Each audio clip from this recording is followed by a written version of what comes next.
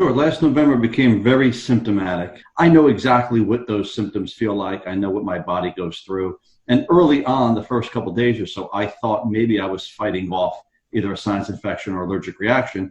But then again, I realized quite soon thereafter, once I started having the high fevers, the chills, the body aches were a dead giveaway that something was not normal. So after the outbreak of the coronavirus, you immediately realized that this might be the situation, the illness that you had back in November. Yeah, it was actually after, it became more widespread and more prevalent and people were talking about it here in the States that I thought back and said, you know what, I'm not quite sure that I had the flu as I was initially led to believe. So how had your life been before the symptoms appeared?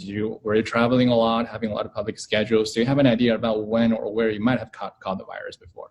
No, not really. I mean, I did not travel. Before being in elected office, I was a big traveler. Been in office now for 2 years. I had a year-long campaign before that. So it's been 3 years since I've traveled extensively. So I was definitely here in the States. There's no doubt about that. And I was at a conference in November. There were a lot of people there. And that's almost positive where I believe I initially contracted it. I became symptomatic while I was there, and it got far worse as I left the conference. So after the outbreak, did you follow up with your doctor, with a physician, that you told them that this might be the COVID-19?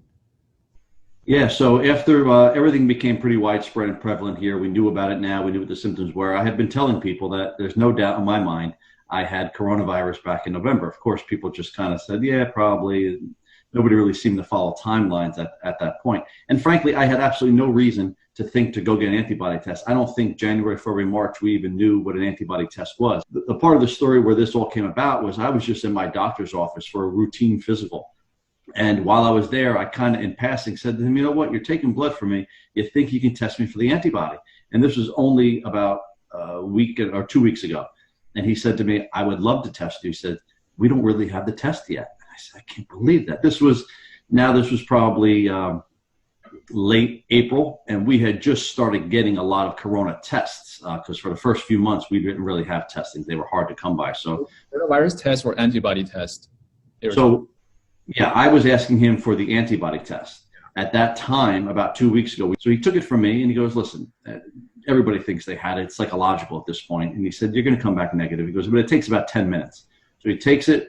And while it was kind of doing its thing, he looked down at it real quick and he said, yeah, it's going negative. You're going to be negative. And we started talking.